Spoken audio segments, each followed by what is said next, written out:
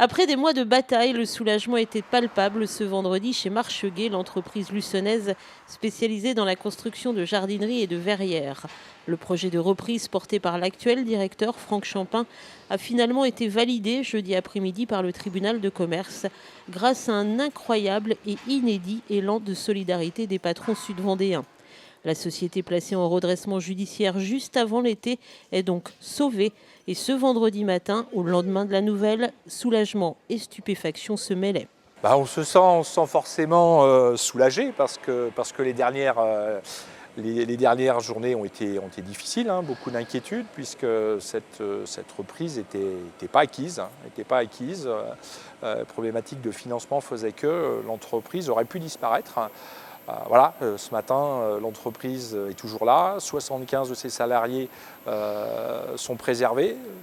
J'aurais préféré évidemment pouvoir reprendre plus de salariés, mais économiquement ça n'était pas possible. Donc oui, évidemment, aujourd'hui le maître mot c'est soulagement.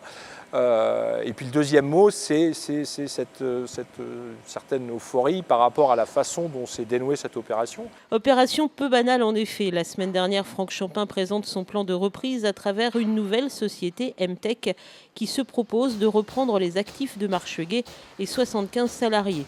Mais le tribunal de commerce refuse de valider le projet en raison de garanties financières insuffisantes. Manque en effet 400 000 € pour le redémarrage de l'entreprise. Et 2 jours avant la date fatidique signifiée par le tribunal, l'argent n'est toujours pas trouvé. Et à mercredi midi, je n'avais pas le premier euro de ces 400 000 €. Donc ça devenait critique. Et puis, comme parfois, une idée, en l'occurrence de Pierre-Guy Perrier, qui à l'issue de sa garde de nuit mardi matin, me dit c'est peut-être un peu compliqué, mais pourquoi on ne ferait pas appel à la mobilisation des entreprises locales. Et puis voilà, on a dû travailler un peu sur un cadre juridique pour rendre ça possible, évidemment. Et puis à partir de mercredi midi, donc le début d'une histoire assez fantastique, s'appuyant sur PLE, Pays de Luçon Entreprise, Sylvestre, donc le président actuellement de l'association, à qui je passe la demande en disant voilà, j'ai besoin de 400 000 € d'avance, de prêt.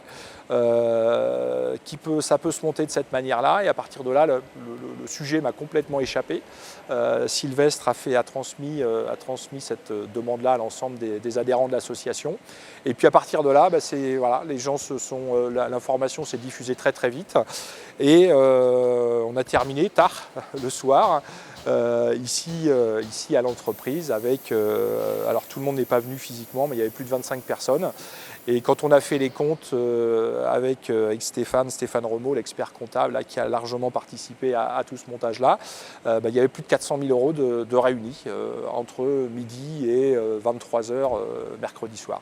Voilà, donc ce qui m'a permis jeudi matin d'aller déposer les chèques et de pouvoir effectivement me retrouver l'après-midi au tribunal de commerce avec toutes les conditions remplies.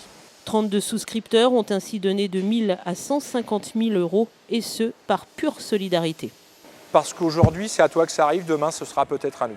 Voilà. Et ce qu'on fait aujourd'hui pour toi, demain, d'autres pourront le faire pour nous. Je pense que c'est simplement, je pense que la motivation, elle est là. Alors, et puis au moins très localement, il y a l'histoire de Marcheguet. Enfin, je pense qu'il y a globalement une bienveillance et une envie de voir cette entreprise continuer, et puis un support auprès du projet, qui est évidemment une motivation. Mais sur la partie du prêt, c'est totalement désintéressé. Le seul bémol reste bien évidemment la suppression de 30 postes à travers des départs volontaires et des licenciements économiques. Mais l'entreprise MTech souhaite désormais regarder vers l'avenir. Un avenir prometteur puisqu'un an de travail l'attend.